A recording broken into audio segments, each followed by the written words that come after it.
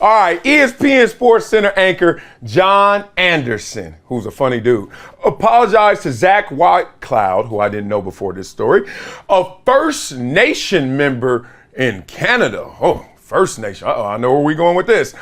After comparing the Vegas Golden Knights defenseman's last name to toilet paper. Okay, let's get into it before we get into it. Whitecloud told reporters that he spoke with Anderson on Tuesday morning about the situation, homie. I think it was an attempt at humor that came out as being obviously insensitive. And he acknowledges that. Whitecloud said that he understands that it was wrong to say, wanted to make sure he knew that I accepted his apology. People make mistakes, and this is a scenario where not just John, but everyone can learn from and move forward in a positive direction and try to be better. I don't even know this dude, Whitecloud, already. I'm off. But I am going to give him his due and listen to this thoroughly. But I am not with sensitive people. I am not. And maybe I'm in the minority, but damn it, I've been a minority my whole life too. All right, here we go. Anderson's comments came while narrating Whitecloud's scoring in the Knights' 5-1 victory over the Oilers. All right, what'd he say, damn it? Oh, here we go. What kind of name is Whitecloud? Here's Anderson. A great name if you're a toilet paper. Okay. I mean, leaving that by itself, if you saw that on the billboard, you ain't even slowing down. You're just like, oh, man, somebody got good joke, whatever, who cares? But let's talk about what this joke is and where it landed. Whitecloud is the first member of the Sioux Valley Dakota Nation to play in the NHL. We're getting somewhere. Let's talk about it. This is totally on me, and I sincerely apologize to Zach, the Golden Knights, their fans, and everyone else for what I said. John got the double tap. Hey, bro, you better apologize and not mean it. Just apologize to everything. I apologize for all the mosquitoes and the insects. And like he just started to apologize for anything. Woo! I've been there before, the double tap. He said, it's my job to be prepared and know the backgrounds of the players, and I blew it. Oh. Whitecloud became emotional when speaking to reporters about his background. This Whitecloud dude is interesting. Let's talk. I'm proud of my culture. That's what he led with. I'm proud of where I come from and where I was raised, who I was raised by. I carry my grandfather's last name, and nothing makes me more proud than to be able to do that. In our culture, we were raised to be the first ones to reach out and offer help. So that's why I reached out to John this morning. I heard Courtney in my ear say that was an identity thing. Yeah, when you hear the culture part, all of a sudden now it's like, zzz, be careful. Do not touch fence. It will light your ass up. Okay, so the question is, was this offensive in nature?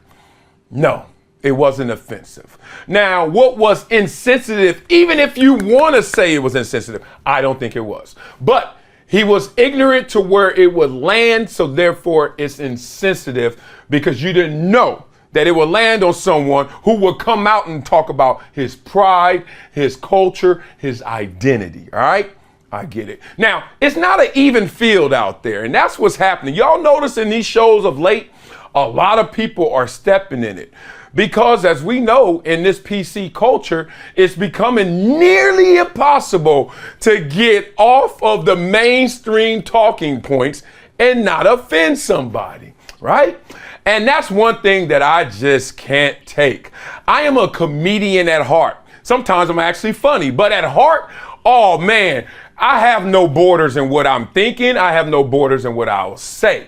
And I've been known to have that as a reputation all my broadcasting career. I say what I want to say. My first job in broadcasting was at the NFL Network, and that became a short-lived job because, in part, they told me I couldn't talk about the commissioner. I remember the story. And I was doing my prep around all the people and the producers.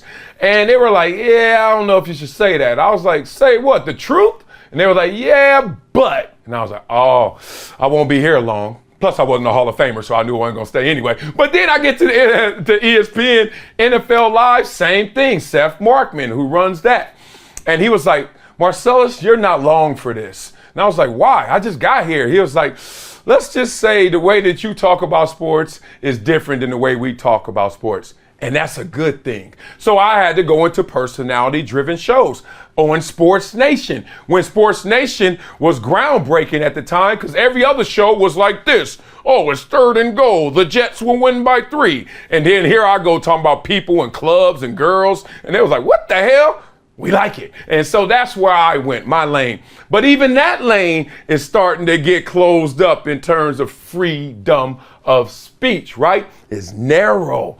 And that's why you see a lot of people doing their content creation in independent spaces, because it's narrow in the mainstream.